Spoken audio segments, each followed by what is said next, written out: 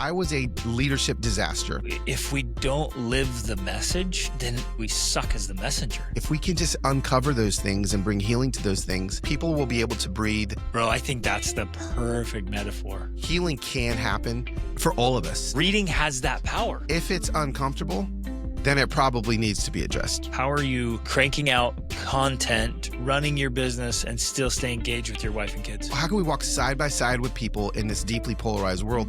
You could just say, hey, people need to hear this. What would that be? Gentlemen, welcome to the Formidable Family Man podcast. I'm your host, Greg Denning. Today, my guest is Carlos Whittaker. Carlos is the author of 5 books. His most recent 2 books, Reconnected and How to Human, are worth diving into and learning about. We talk about both of them and what it means to be more human and go back to our humanness, what it means to slow down and reconnect, how to be more present, more engaged, and all the amazing benefits to our relationships, to our brains, to our bodies, to our lives, of slowing down, spending more time off screen, and still being able to be productive and effective and engaged and live amazing lives, being more reconnected and more human. He also has a documentary called Reconnected, and he and I have a great conversation about him going among the monks and living with the Amish and his ministry and his life, his journey, and going from a faith-based ministry into the industry outside of faith, but still, leading people back to Christ and to truth and the Spirit and the ways that we can be better husbands and fathers. So jump in, enjoy this episode. It's amazing. All right, brother. Super excited to have you on the show today and to talk about your message or messages, right? You got 2 books out. You got the documentary. You got your own podcast there. I mean, there's a lot of wealth we can tap into there. So super happy and excited and grateful to have you on the show today, brother. Thanks, Greg. So glad to be here. Actually, I have 5 books, believe it or not, that span back to. I wondered if there were 20, some other ones. Yeah, 2014. That the ones I talk about are kind of the last 2, but those first few are like my little babies that I'm like, I don't know if I want people to read them. Just know that I have them. Yeah, that's right. I love it. This is awesome. Well, tell us part of that journey. That's a little teaser right there. Tell us your journey, man, of starting to share those messages. Yeah, I had kind of begun my journey in ministry as a worship leader in Southern California. And I was on staff at a church for 10 years called Sandals Church, where I was the worship pastor there. And I thought that's what I was going to do forever. And it was great. Loved it. Had our babies there, adopted my son there. And yeah, if I felt good at it, like it was just a great community. My best friends were there. And while I was there, I started, now this is going to date me, but I started this thing called a blog. I don't know if people remember those things, before pre-social media. And I would write on that, and it got really popular. Like people were just like tuning in to read my 2 paragraphs a day. And I loved it. I loved sharing my message with kind of a bigger audience than maybe was in front of me when I stood on a stage. And so, I just kind of went at it. And that blog led me to have some other just possibilities within my career. And I got hired at North Point Community Church in Atlanta to become their service programming director after 10 years at Sandals Church. So I ended up working with Andy Stanley and, was down there and was learning just kind of a lot about leadership. And obviously, like he's just so good at all that stuff. And so, I was sitting with him every day in multiple meetings a day, running the, running the creative and for Buckhead Church. And Jeff Henderson was my boss at Buckhead Church. And he's now the director of marketing at Chick-fil-A. So like, I was just underneath like such incredible leaders and learned so much in a few years while I was there. Mentored and coached there at their feet. Awesome. They were paying me. It was crazy, so every meeting I'd go in and every like large kind of situational problem that I got to watch Andy and the team unpack like in real time in front of me, I'm just like taking notes, I'm just like, I can't believe I get to watch this, I can't believe I get to be a part of this. I can't believe I get to like have input into this. And so while I was there, I was, I kind of gone from just leading worship, singing, standing on a stage. I had one intern for 10 years at the church I was at in California. And that's really all that I was quote unquote leading.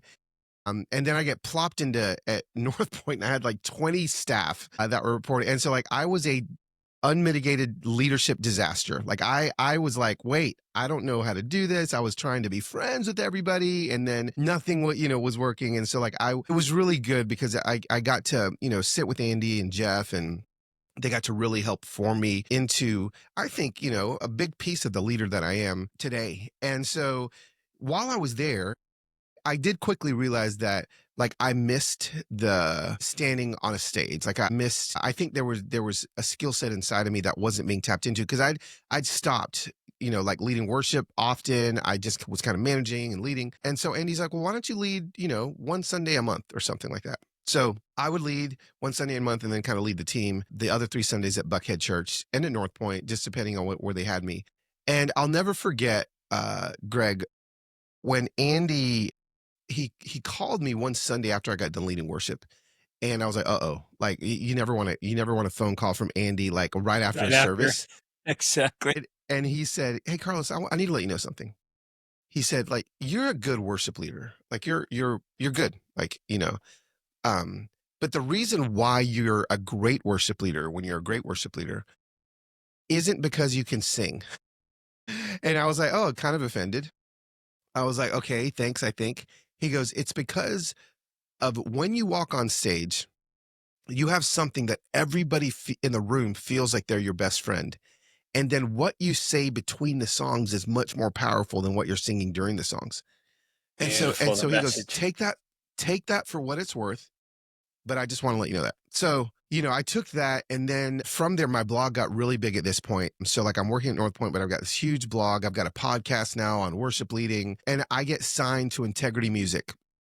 So I get signed, I sign a record deal, and I leave North Point, and with the blessing of Andy, and I moved to Nashville, and I, make a record, start touring, doing all the things. Again, while I'm on this journey of being kind of an artist, I'm still writing every day. I still enjoy my little mini sermons between my songs more than I enjoy the songs. And it took a few years of me, I think battling maybe the calling in my life to where I finally got to the place where I was like,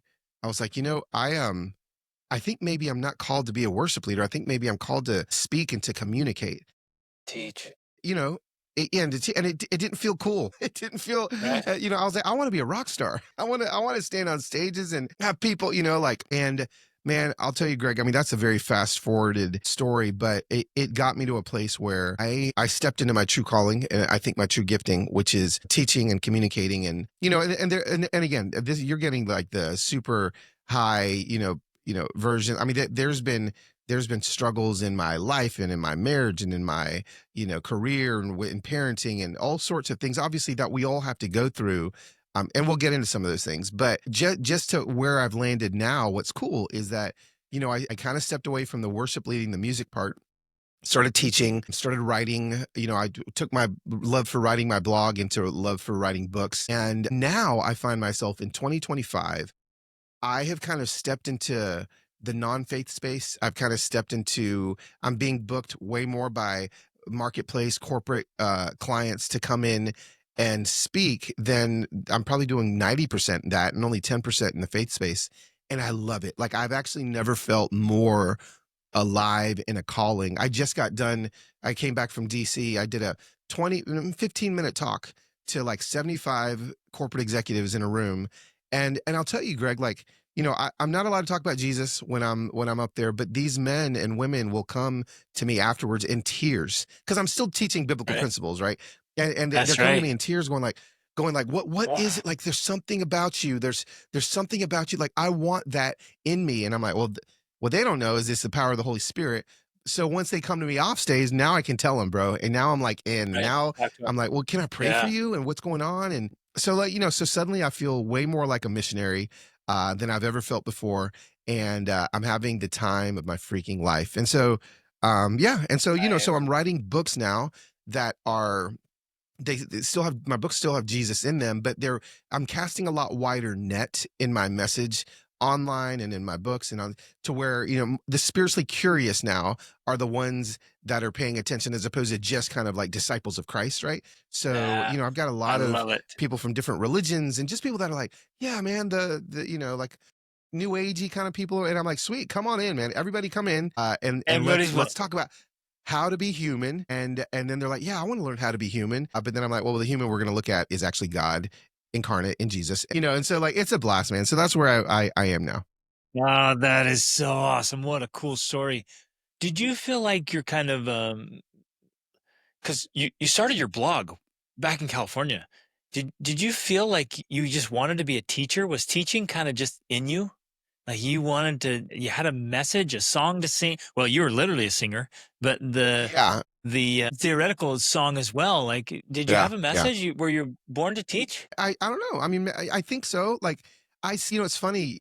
I think sometimes we can hear the word teacher and we automatically put up a certain stereotype of person in our brain. And I think that I pushed back against that because I'm like, well, I don't know if I'm like, I don't know if like I'm such a good teacher. Like I can write out of my emotions and maybe somebody will learn something from that. And then, I'll have people be like, well, that's a teacher, bro. Like a teacher doesn't have to look a certain way. And so I think so because Exactly. I think I started to see people pulling learnings from my writings that I didn't even intend to teach them. And I was like, oh, well, I guess I am a teacher. And so, now, I still, identity is a big thing, right? Like as men, like we can have this picture of what we want our identity to be. And then it's hard when somebody else that's super successful in front of us, I'll go to a speaking event and have some big motivational speaker guru go right before me. And then what happens to me the whole time I'm Yeah. listening to them is, I'm like, oh my gosh, like, they probably paid this guy $100,000. He's like crushing it. And then in my head, I'm like fighting this, like, okay, I got to be better than him. I got to be whatever than him. And it's like, no, Carlos, just be you. Like, who are you? Who You. have I created you to be? People will learn if you're your true self. And so, yeah, man, I think I was Yes. born to teach, and I'm in there right now. It's good. I love that. It's beautiful. Oh, that's beautiful. So what would you say is now that you really feel like you're leaning into the current version of your message, what is it that what makes your message and you unique? You say, what would what would you say is really drawing people up afterwards, after you speak and after you teach? What are they drawn to? I honestly think that they're just drawn to the Holy Spirit. Like they're not drawn to me. I think they are, but what I'm trying to do is continue to take a roto rooter and uproot any version of me that kind of tries to creep back in. And I'm trying my hardest to just be the hands and feet of Jesus. And I love it. The I think messenger. people are just drawn to that, right? Right, Greg? I mean, for you, right? Like you would say that that's what you're trying to do is remove any part of you. Yeah, And then I think absolutely. more and more people are drawn to Christ. So Yes. And to be his messenger, to be the light, to be a light in the world and give glory to God. And yeah, people love truth. yeah, They love truth and they love to feel how a good truth makes them feel. I love that. yeah. Love, love, love that. Okay, let's talk about what it means. What's your message about being human? Well, I say be human, see humans, and free humans. To be human, you've got to lower the volume of life so that the volume of God goes up. High achieving, I think men are going too fast in 2025. Like we are going 1,000 miles an hour, and um, we've got to slow down. So like the first step in the whole how to human piece is be human. And what does that mean? I think it means in 2025 lowering the volume of life, like slowing down. One of my last book was called Reconnected, and it's all about our phones and how I just feel like these screens have accelerated life to a speed that we weren't created to live, and we're going 1,000 miles an hour. And the being human piece is, I really dive into Jesus and how he did his ministry at 3 miles an hour. Jesus walked the earth at 3 miles an hour. Even the pace at which I'm speaking is probably driving some of your listeners crazy, right? It's just like, oh my gosh, Carlos, like speed up. We got things to do. I got things to learn. Like, why are you Let's talking so go. slow? Let's go. What's going on? Well, here's the thing. Like I learned this whole be human piece before we can be the hands and feet of Jesus to other people, before we can step out in this, current cultural climate that we're living in. And with all of the, points of discontent that people are feeling, we have to slow down. And if Jesus walked everywhere, so the average human being walks at 3 miles an hour. If Jesus walked everywhere and he did his ministry at 3 miles an hour, and we're doing our stuff at 100 miles an hour, then who is following who? Right? So that's I tell people that all the time. If Jesus went at 3 miles an hour, we're going 100 miles an hour. Who's following who? So we've got to get back to 3 miles an hour. And I'm telling you, when I've done that, happens at 3 miles an hour. I'm in a massive season of healing right now, and it's not happening at 100 miles an hour. Like, it's happening at 3 miles an hour. So that is, if there's one thing that anyone can take from this, it's like, I think that if you just slow your roll, slow your life down, you're going to get back to a state of being able to follow Jesus again, as opposed to being in front of him. And you're going to maybe find true healing at 3 miles an hour. So that's the be human piece. And, and for me, what that took is kind of a combination into my next book, Reconnected. I did an experiment where I didn't look at a single screen for 7 weeks. So I was like, what's it really look like to live at 3 miles an hour? So, I was fortunate enough in 2022 to do an experiment where I didn't look at an Apple phone, an iPhone, an Apple Watch, a laptop, a TV, a single screen, bro, for 7 weeks. And I lived with monks, and I lived with Amish farmers, and I lived with my family. Amazing. And I got my brain scanned before. I got my brain scanned after. I did cognitive testing before. I did cognitive testing after, just to see what life at 100 miles an hour does to my head, heart, and soul, and what life at 3 miles an hour does to my head, heart, and soul. And obviously, as anybody, you don't even have to read my book or watch my documentary. You just know. Everyone's probably even thinking, oh my gosh, that'd be amazing, right? Because it changed everything. And so I actually got to live it. So it's no longer like a theory that I'm like, yeah, guys, like, we should slow down. And no, like, I did it, and I saw what happened. I mean, my brain literally healed, my cerebellum healed in 7 weeks, about 5 years in those 7 weeks. And then my cognitive memory score, this is crazy. My cognitive memory score was in the 50th percentile for adult men in America before, when I was on my phone 7 hours a day. And then after 7 weeks of not looking at a screen, my cognitive memory score was in the 99th percentile of men in America. There was only 1% of men with better memory than me. So I'm telling you, man, it was That's crazy. mind-shifting. Awesome. Yeah. Okay, so I got to ask. Well, I have lots of questions, because it was a fascinating thing, and I'll come back to those other questions about pulling that off. But because right now, even my brain, and I know a lot of the guys listening to this are like, wait a minute, what about productivity? Carlos, like, what about getting things done? What about doing more, achieving more? Like, I'm driven towards productivity. I feel like I do a decent job of being in the present, in the moment, and I can set things down. I'm not one of those entrepreneurs that, like, I can't sit down. I can be still, but you're talking about really slowing down. And even when you're talking slowly, I'm like, wait a minute, what about, like, getting after it? Yeah, one of the biggest, I think, horrible tricks that society has played on men is that we are somehow producing something with our drive and our gusto that is going to outlive us because we're working so hard. And I'm just telling you that multitasking is like the biggest trick that I think society's ever played on us. Like, single tasking is what I learned from the Amish. Like, it's like, oh my gosh, like they are very productive. They are very, they are hardworking. I mean, Willis, the sheep farmer, bro, I've never been as exhausted as I've been in my entire life. Those 14 days that I was shearing sheep, up with the sun, feeling the grass, cutting the hay, going to the horse auction, right? Like, they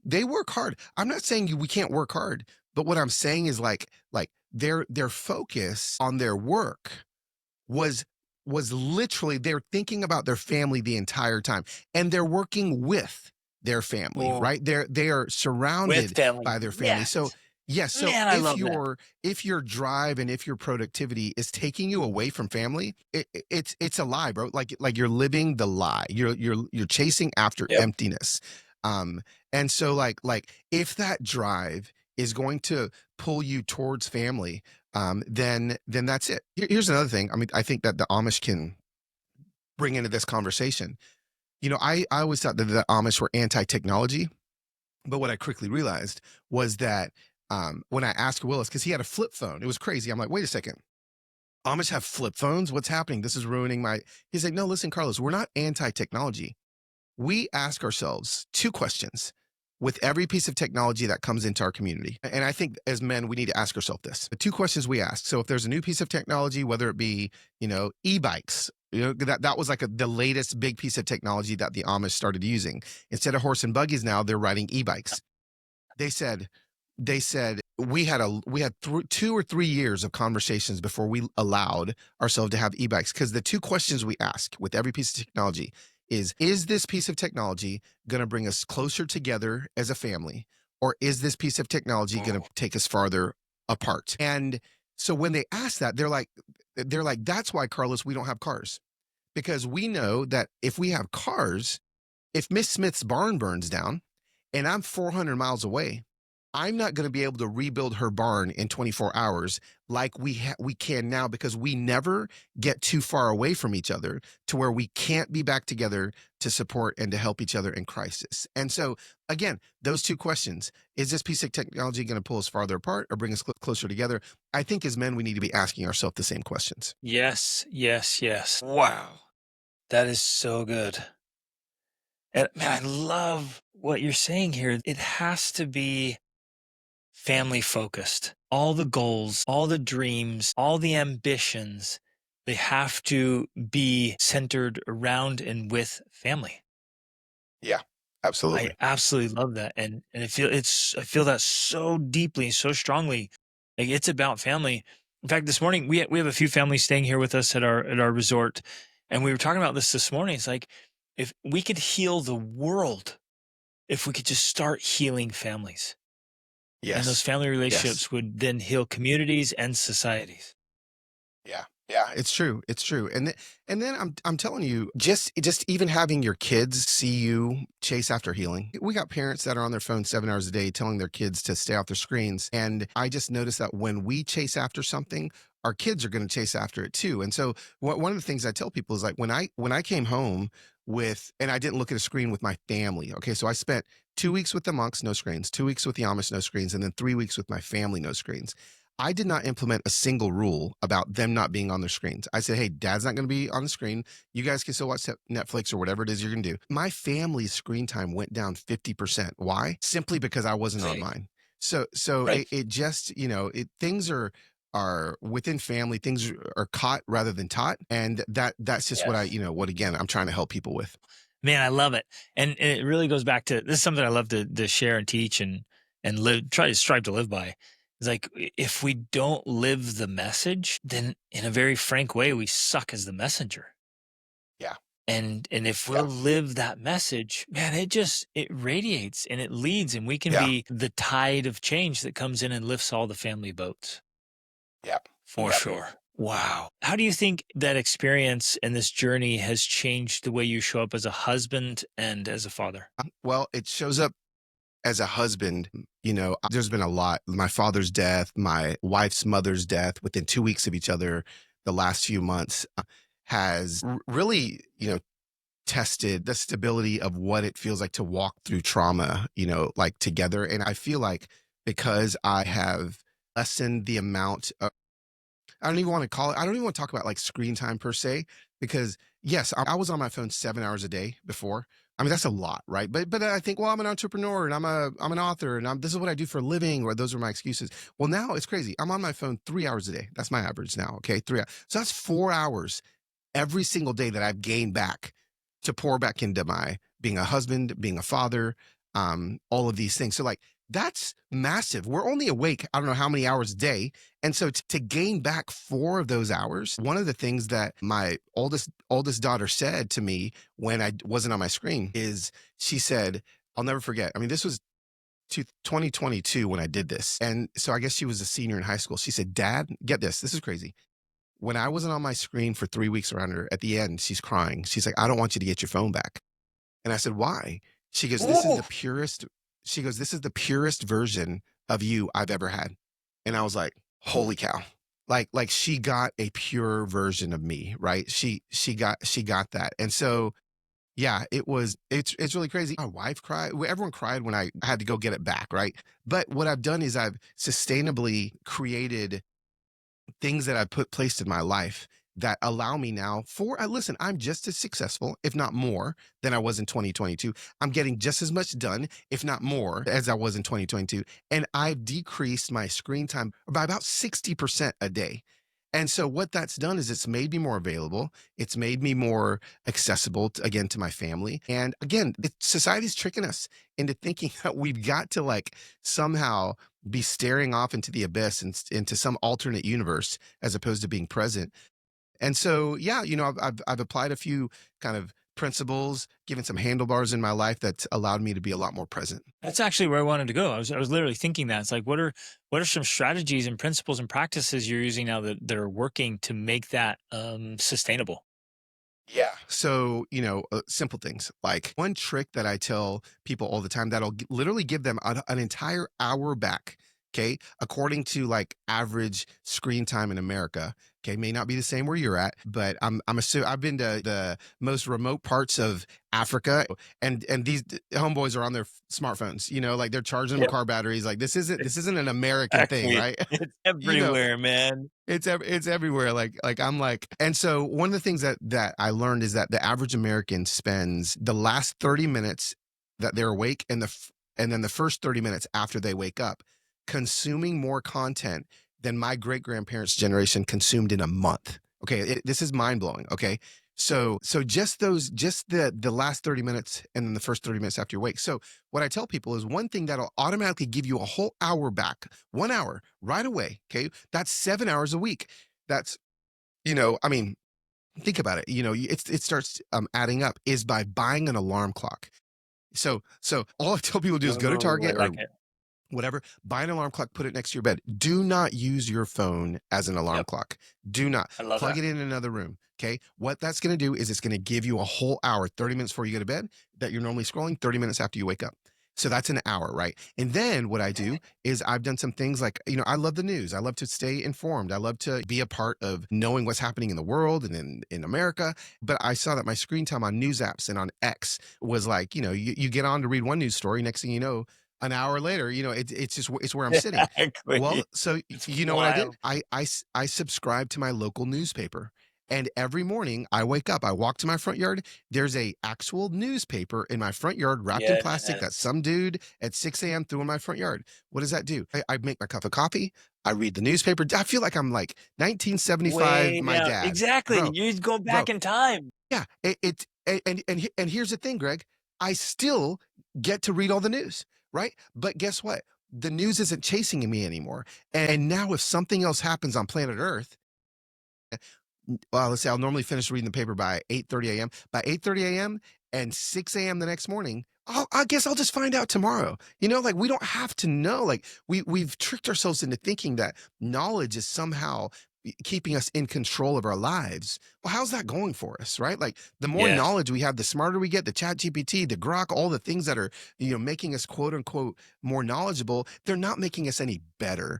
And so I'm just kind of like, I'm not the anti-screen guy. I'm just saying that life is more beautiful on the other side of the screen. And when you start falling back in love with what's on the other side of the screen, you just pick up your phone less. When you start doing things that make you feel alive, you just pick up your phone less. And so, my message isn't about rules and rigidity. It's about falling back in love with wondering, noticing, savoring, getting lost. I challenge every man that's listening to this right now. The next place you have to go that you don't know how to get there, look up the directions before you leave your house, write them down on a napkin, They and just go. try to navigate and just go. And there's going to be something awakened inside of you that has been asleep for a long time. So there's all Yeah. these things that I relearned during this experiment that I'm Oh, trying to teach Carlos, people I now. love that, bro. We drove. This is crazy, and even the people hearing this may not even know this whole story. But when we had 5 little kids. We moved to Alaska for a year, and my wife Wow. delivered our 5th child up there. Wow. And while we were up there, we heard about this family that had ridden their bicycles from the top of Alaska to the bottom of Argentina. And I was like, Wow. that's wild. That's Like, what if wild. we drive it? Like, we're not crazy enough to bicycle, but what if we drive it? And we bought this Yeah. truck, we load up our little family, and we drove super slowly, wandering, meandering for a long time. And we did Alaska to Panama. And we didn't use maps, brother. Wow. We would Yes. occasionally Yes. pull up something and look and be like, okay, let's just go and we'll ask locals. And we just Yeah. wandered. Yes. It was Yes. Yes. unreal. The connection with people and Yes. place Yes. Yes. was Yes. spectacular. And you probably felt more alive doing that Yeah. than ever if Oh. Siri was going in 400 feet, turn left. Yeah. Turn this way. Yeah. You're just wandering around. We felt so connected to each other, to nature. Like, we were so keenly aware of what was happening, the sunrises and sunsets and all the wilderness and around us, and even the cities and the people and the places and the smells and the culture and traditions and religions. And it was beautiful and Yeah. wonderful. You're Yeah. right. You felt so alive. So alive. And we're just, again, I think knowledge is feeding a false sense of control. And, and we all want to feel in control. I'm not saying that wanting to be in control is a bad thing. I'm just saying that we're not in It's control. working. I love your point. It's not working. Yeah. No, it's like, again, that's my question is, how's this working for us, guys? Like, how, are we better? Is society better? Or how's it? No, it's not. So, I do think there's and I don't want to turn into conspiracy theorist, but like, I do feel like there's a pendulum that is swinging really fast that we don't even see, that's going to bust through back to the other side. And there's just a desire for, I think there's a desire because the world is moving so fast, for it to come crashing to a halt to where we're forced to live again and be human again in ways that maybe we were created to be human. Technology has forced us to really eliminate a lot of those things. And I think all of us, if we stop and just kind of lift up our heads a little bit, if we look away from our screens, I think it's pretty easy for all of us to see that a lot of relationships are becoming dysfunctional. Yes. Even Yes. relationships with ourselves, but then you're Yes. seeing it in families, you're seeing it in communities, as people aren't able to cooperate and even disagree in amiable ways. So Well, you're right. It's becoming so dysfunctional well, that there has to be something to shake that up. and again, I think we're looking for what, like another app or something to help us, or another app to Right. shake those things up, to fix, or another piece of technology. And I'm sitting here going, listen, Greg, and your listeners, like I spent all this time with the Amish, right? I'm living with the Amish. Can I tell you something? I'm not Amish for a reason. Okay. I'm not down with the, all the Amish beliefs and all and so like the Willis, my farmer friend who I lived with, and we vehemently disagreed on a whole lot, right? Like vehemently disagreed on a whole lot of politics, a whole lot of, societal issues, a whole lot. And like, did you dialogue through it? Did you talk yes. about it? Was he open? So this is what I'm going to tell you is like, we disagreed so much, but guess what? Like we talked about these things face to face, breath to breath, over a 90-minute shared meal. And Yeah. you cannot hate a person breath to breath. It's just, I'm telling you, it's almost impossible. And so we would disagree about things, but if you have a meal for 90 minutes, you can't disagree about, you don't want to have a meal for 90 minutes and hate the person you're sitting across from. So the conversation goes up, and then it goes to somewhere else and goes somewhere else. And we are so close now. Okay.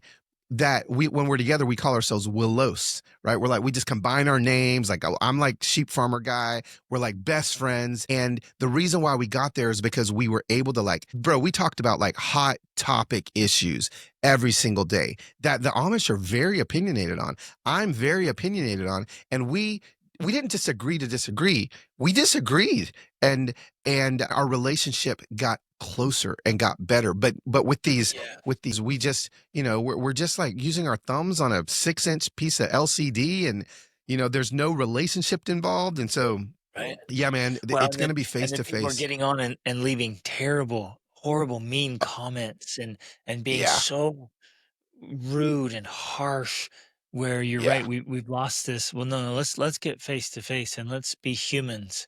Let's treat each other like humans. But it's Yeah. so easy to Yeah. objectify through a device. Absolutely. Did you feel like the Amish were well informed? And My gosh, yes. Oh yeah. I mean, it was really cool. Like that was the one thing that I was like, how are you so I mean, no offense to Amish people, but I just didn't think that they were like educated right. like they were. And I mean, dude, they read. They Yeah. read and they are, I mean, we were talking like quantum physics. We were like they are up and they are thinking and they are Yeah. curious and I think that was one of the other things is they read the paper. They've got their own paper. One of the weird things is like Willis was like, I'm a fan of the Cleveland Browns, and I'm like, well, first of all, why are you why did you choose them? But second of all, how do you watch the games? He's like, Yeah. no. He's like, do you listen on the He radio? He's like, reads no. about the game. He reads about the games. I'm like, it is so crazy. So, oh gosh, hold on. I was going to tell you something else. Oh yeah, just with like how well informed they actually are. Just it was really fascinating to me that they probably, because they read as opposed to listen, probably are even more informed than we are, because we get these 30-second clips from a podcaster that we love about some hot topic issue, and then that's our new line, and we're not thinking about anything, right? Like they're really thinking, and so Because yeah, that was really cool. reading leads to that. Reading is so Yeah, powerful that way. So I was yeah. thinking about when you said that most people are on their phones the first 30 minutes and the last 30 minutes, that's probably the worst times to be on a screen. Of your waking hours, like that's got to be the worst times. And Absolutely. years ago, I just decided I'm like, I'm going to begin my day and end my day with books, good books. And Yes. I'm literally book ending my days Well, and that's good. start and finish the days with books. And I'm in great classics and Yeah. Like what are you inspirational. reading right now? So I'm at night. I read from Plutarch's Lives, like the 12 Okay. illustrious lives from Plutarch. In the Huh? morning, I get up. I do Bible study and some commentary on scriptures or a spiritual text, and then I dive into personal development and like business books. Okay. Wow. Right. That's So awesome. yeah, it's like I'm feeding my mind. I'm bringing it, reminding me all the things I want to do and how I want to live life. But I'm starting my day and ending my day slow, Yes. deliberate, Yes. thoughtful. Reading has Yes. that power. Yes. Yes. And again, I need people to know this, like slowness doesn't mean accomplishing less. Slowness doesn't mean being less driven. Like I actually think that the slower maybe you go, the more capable you are and the more, accomplished you can become. When you slow down, when you read, when you start doing these things that, again, I think we've been tricked out of believing that they're not good for Yeah. us. Man, this makes me think, just coming up with this phrase by hearing you teach this message. We've heard that sometimes less is more. Yeah. And in some ways, slower is faster. Yeah. Yeah. And Oh yeah. it's Oh yeah. deeper, You it's just more said that. impactful. I heard a quote. I can't remember who said it, but they're like, what if the way to catch up with God is by slowing down? Yeah. I love this, man. And I think, okay, I actually want to go back to healing because you've mentioned it a couple times. And I think you're absolutely right. For healing to take place, there has to be this big screeching halt, Yeah. either a halt or a slowdown. Like you got to slow down and do the inner work, and you Yeah. got to make space in your life for what's inside to come up, to be addressed, Yeah. Yeah. and process it. Yeah. So Yeah. let's talk about healing for a little bit, because in my experience, well, my own personal experience, I had to heal from a lot of just junk that happened. My parents divorced, stepdads came and went. I was out on my own, went through some, lived in some rough areas, experienced some rough things, right? It was just tough. And I needed to process all that. And I had all my own insecurities and my own fears and issues and whatever. I had to process all that.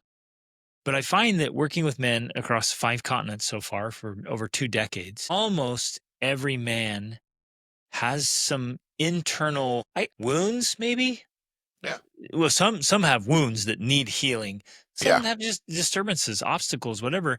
And Yeah. I find, at least in my experience, like if we don't remove those inner obstacles, then we stumble in life on the outward. Yeah. Yeah. Right. So let's talk. Yeah. Let's talk through healing. Yeah. Well, I mean, this is where I am. Like, I'm a big. I'm probably a little bit more on the spectrum of like, I honestly believe that every behavior that a man or woman has in their life that is truly a detriment to their family or to themselves has its birthplace in a wound somewhere. I agree. In a wound somewhere. I mean, dude, I mean, this is where I'm at as a man. I spent 4 days in Ohio doing a therapy intensive to find some wounds in my life that have caused people pain in my adult life. And guess what? Those wounds that were uncovered were when I was 5 years old, right? Greg, like 5 years old. I had to go back to 5 years old to talk to little Carlos, who was wounded traumatically, and bring Jesus into that place of wounding and find healing in there. And guess what? These wounds are, and the healing that needs to happen a lot of times are in our childhood. And what happened is like we've got these moments of impact of trauma that it's like a guitar delay pedal, right? Like you hit it, cha-ching, cha-ching, cha-ching, and the rest of your life, that delay pedal is just going, Keeps tapping. it just keeps bouncing. And what we have to do is, I've tried my hardest to like stop whatever behavior it is, right? With my strength and my power and my grit and my self-help books and all these things. And guess what happens? If I go back to the wound and I find that wound and I find healing from that wound at the beginning, I get to tap off the delay pedal and boom, guess what? Look, all the delays are gone now, right? And so I am the biggest proponent of men going to therapy, inner healing prayer, finding healing. And, I'm not saying everyone has to go to like 6 hours a day of intensive therapy like I did a week ago, but I am saying that therapy will help, dig down to find the problem spot that I think a lot of men are avoiding. Wow. Oh, like I was clueless, right? I was just rolling through life trying to figure things out. And this is a teenager. I was so hungry, so desperate for relationships, for happiness, for success. I had to get out of the crummy conditions I was living in, 16, 17, 18 years old. I didn't know what I was doing, but I fell in love with books. Like books became my lifeline. And I came across a term years later called bibliotherapy. It's literally therapy from books. Yeah. And so Wow. as a young man, I was spending a couple hours a day in the gym and, martial arts, hitting a boxing bag and reading books. Yep. I was healing. There you go. And I was getting the therapy from the great books because I didn't know even therapy existed back then. I didn't even know the thing. But I went through the process and I did the inner work. And then I kept doing it, through my late teens, early 20s and 30s, like resolving anything that came up. And it's uncomfortable. Yeah, it is. And everybody listening knows that. But we can't avoid it just because it's uncomfortable. Right. Well, and it's a thing that has to be addressed. If it's uncomfortable, then it probably needs to be addressed, right? Like if it's uncomfortable, it's like, well, ding, ding, ding, there it is. There's the thing that you probably need to, lean into. And so, yeah, man. And the truth is that healing can happen for all of us. Like every single person that's listening to this right now has something unhealed in their life. Yeah, I mean, you can start working on it today. And that healing is going to be able to bring about healing, not just in you, but in the rest of the people, your family, your marriage, your kids, your relationships with your friends, like all of those things. The better I get, the more healed I get, the more healed everything around me gets. In your life. Everything in my life gets, Yes, exactly. And that wound, if you think about it, like it's this painful sensitivity and it gets easily triggered and it hurts and you kind of protect. You start acting a little awkward and you may not even be aware of it, right? So unconsciously, you're just protecting that spot. You're like, don't talk about it. Don't bring it up. Don't come near me. And I'm feeling a little off. And so maybe I'm a little grumpy. I'm a little distant. And it has this ripple effect through your whole life. I love how you're saying that the guitar sound is this reverberating. Yeah. And we just got to go in, turn that off. And it's like, wow. Yes. Yeah. Now the inner peace.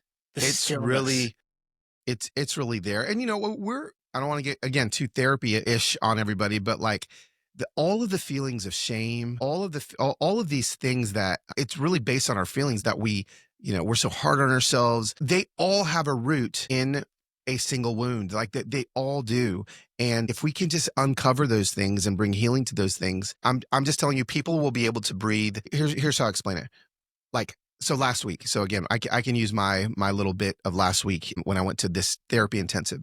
When I left, I felt like I had an inhaler to an asthmatic, right? It's like I didn't even know I was having an asthma attack, that I was living my entire adult life as an asthma. And then all of a sudden, like, I was like, holy cow, is this what it actually feels like to breathe? Like, I didn't even know it. And so I think so many of us are actually suffocating and we don't know it until you find the wound.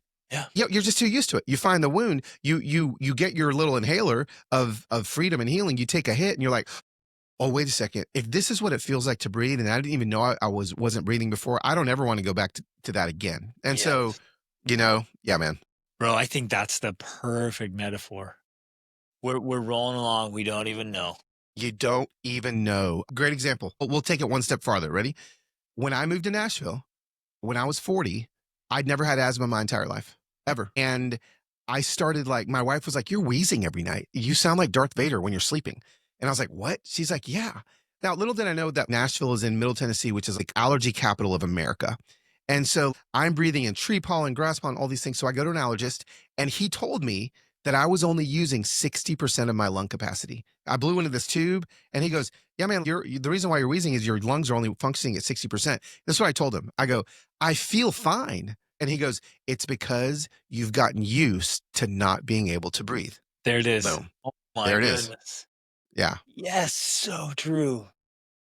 That's awesome. Yeah. Okay, let's shift gears. That was so good. I want to learn about your business strategies and writing strategies. Like, give us a day in the life of, or a week in the life of, how are you cranking out content, running your business, and still stay engaged with your wife and kids? Yeah. Well, I did it all on my own forever. Like, I was a solopreneur guy forever. So like 15 years, it's just me. I didn't have any help whatsoever. And it's because I was good. Anyone that I tried to come in and help me, I was like, nah, I can do it better than them. Like, why am I going to pay someone to edit my podcast? It doesn't sound near as good as when I do it, or edit my video. It doesn't sound near as good. Well, I actually finally gave in. And I'm actually able to now be on my phone 3 hours a day instead of 7 hours a day because I got help. And so I finally started, I brought in Whitney from Wisconsin is what we call her. She's my assistant and she is crushing it. She's and I hate even calling her an assistant. She's like my second brain. Right. And so she comes in, I've got a management team now that, are kind of managing a lot of the business aspects of kind of what I'm doing in my career and where I'm going. But individually now, I'm making content every day. I'm making videos every day. I'm, editing it on my phone every single day. I've got a podcast. I've got books. I'm speaking. And so I have to make sure that if I'm not careful, it can completely consume my entire life, right? Like, there's endless ways to get our message out there now. And so I have just made a decision that, again, for me, it's ended up about 3 hours a day on my phone, but I write. This is what I do with my writing muscle.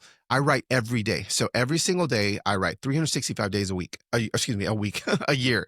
I'm writing and I'm making sure that muscle is continually activated. So when it's time to write the next book or whatever, I'm already there and I don't have to get there again. You're in good condition. I'm good. And so and nobody's ever reading these 2 paragraphs a day that I'm writing. So I tell people all the time, if you want to be a writer, write every day, write 2 paragraphs a day, keep it in your notes. I could sit here and write about this, this hat, this USS Kitty Hawk CV-63 hat that I have sitting on my desk right now. And I'll write about that and I'll keep that muscle engaged. And so every day I write at least 2 paragraphs a day. If I'm in book writing season, then I've got a goal to write 1,500 words, right? And so I'm setting these writing goals that I'm doing with my kind of TikTok and YouTube and Instagram and things like that. I know that I'm going to post maybe 2 or 3 formidable pieces of content that I've created that I'm wanting people to share a week. But then I'm also just touching, a touch point in stories every single day.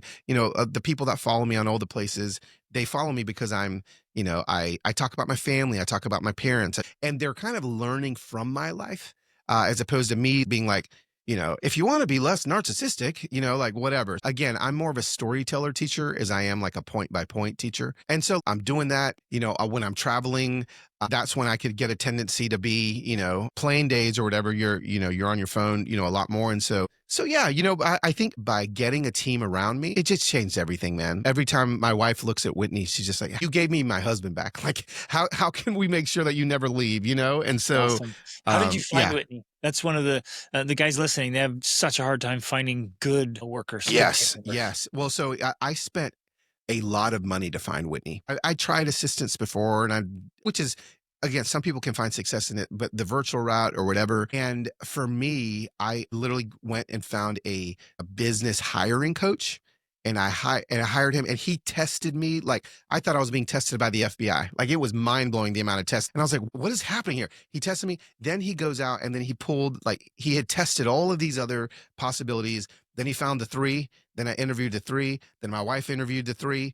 And then because Whitney's also like she's not just my assistant. She helped with my daughter's wedding last summer. Like, she's helping my wife just as much as she's, family helping. well. Yeah, kind of family. Yeah. And so that's awesome. she's in, man. She's in. And so it's funny because when I met Whitney, I think I was always looking for someone that I like vibed with, and there was like no vibe. That's our biggest mistake. We go looking for people that are like us. Yes. People that can compliment us. There was no vibe at all. And I just was like, man, I don't know, man. I'm just not feeling it. And Heather's like, oh, then I think this is the one. And I was like, I don't know. Like, she doesn't laugh at my jokes. She's not like, like just kind of stares at me when I want some sort of expression. And bro, little did I know that was going to be the secret myself. Like, I can't even fathom life without this perfect hire. So again, maybe it's going to take a little bit more work than people are doing. And more money. That's what I'm hearing from you is like, more work, a lot more work than you thought,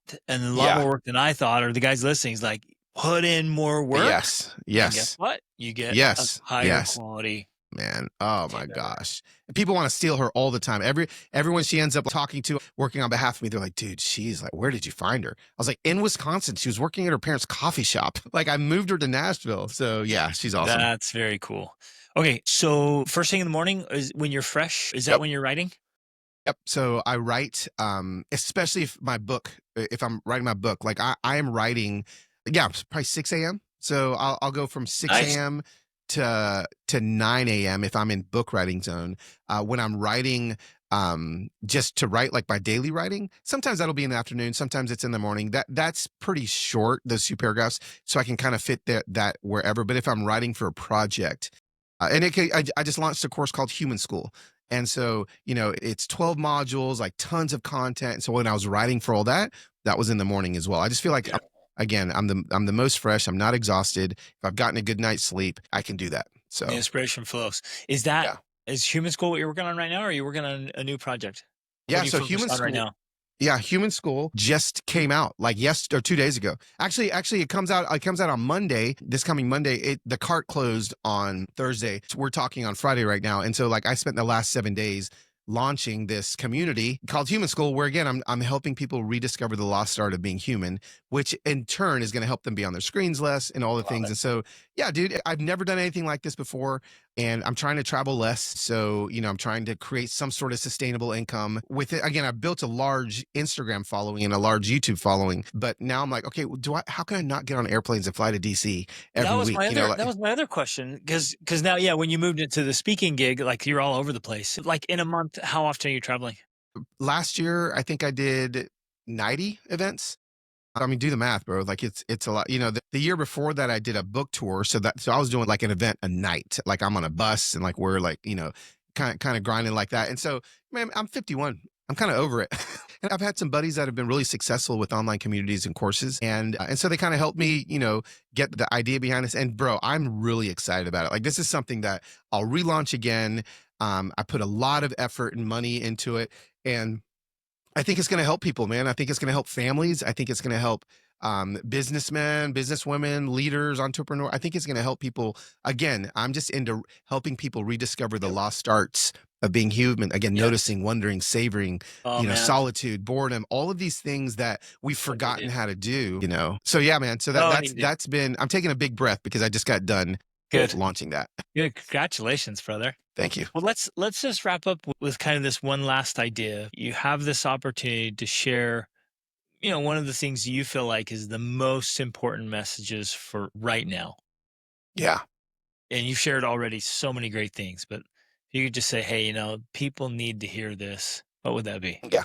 Yeah. There's a phrase that in 2020 I started using that I heard from a friend of mine that I felt like kind of was a realignment for me when it came to living in this really polarized world that we live in right now.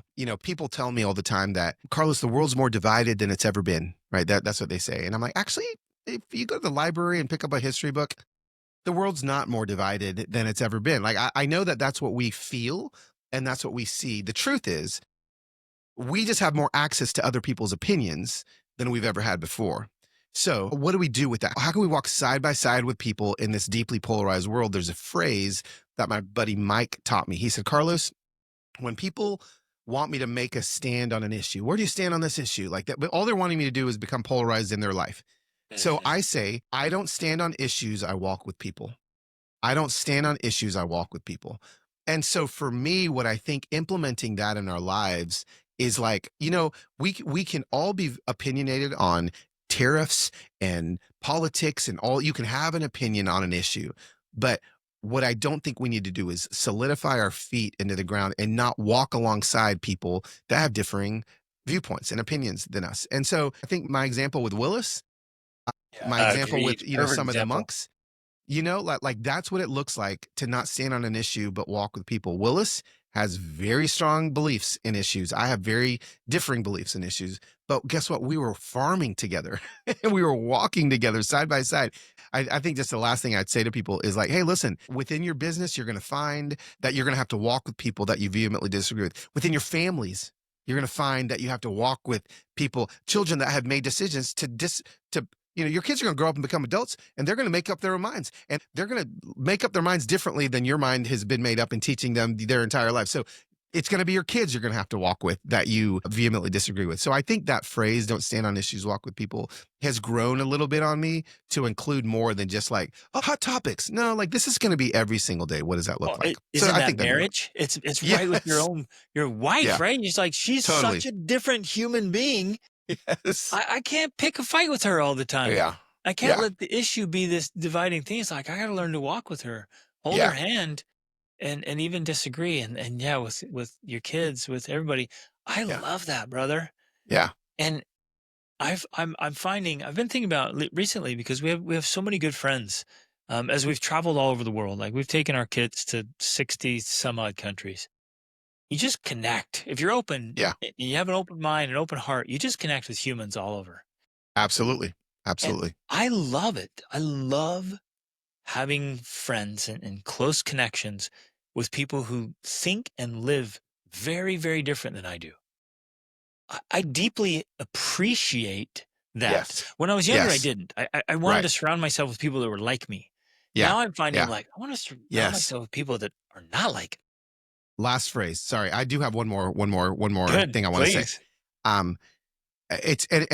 It's pretty fresh as far as scaffolding that I'm building. I'm actually teaching this to HCA, which is a healthcare agency here in Nashville, in a few weeks, that I'm kind of building based on this kind of polarization world that we live in. And you just said it, like you use the word curious, like, just to be curious about other people that aren't like me, right? And I feel like that word, curiosity, literally can be the thing that leads to change.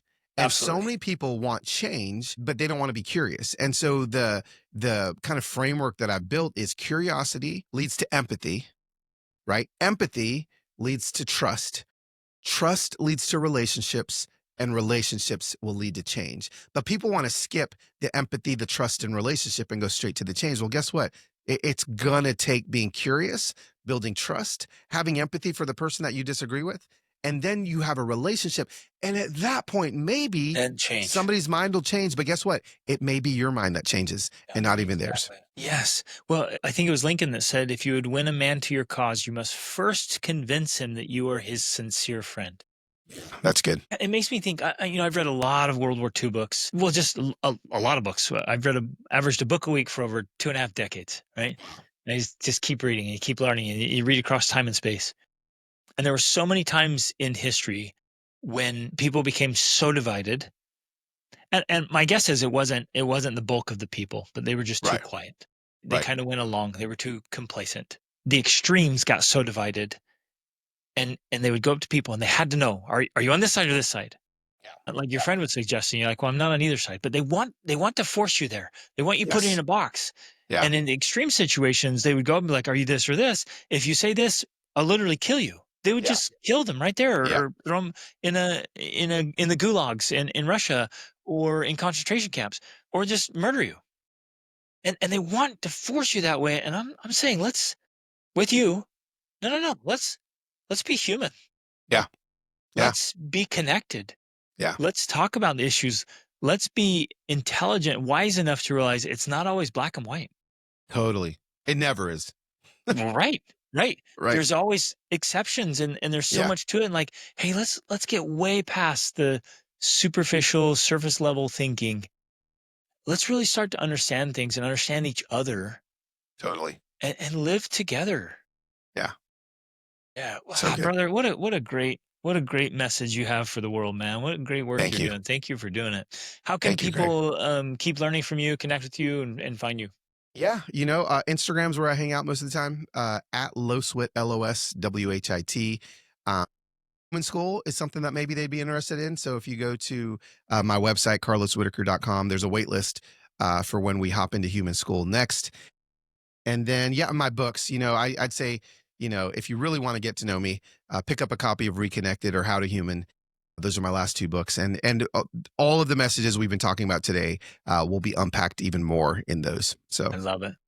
How much of a difference did those books make in your business, in like just connection with people and audience? I was just on Mike Rowe's podcast, Dirty Jobs, like Oh, he's like top 15 podcasts in the world. They flew me to LA because he was like, I want to talk to this guy that didn't look at a phone screen for 7 weeks, right? So it made a tremendous difference, right? Like these books. But here's the thing, that was book 5. Okay. So like I try to tell authors all the time, like, hey, you want to write your first book and become an instant bestseller? And like, no, listen, like this book was my first book that I hit the USA Today bestsellers list. I still haven't hit the New York Times bestseller list. I'm 5 books in. I know I have friends of mine with half the amount of Instagram followers I have that are hitting, and I'm like, okay, guess what? I have to write a better book. It's like I have to keep getting better and keep getting better. And so yeah, like yeah. just keep going, man. Don't give up. Oh, I love that. Brother, thank you. Thanks for being on here. And thanks for what you're doing. Thank you, Greg.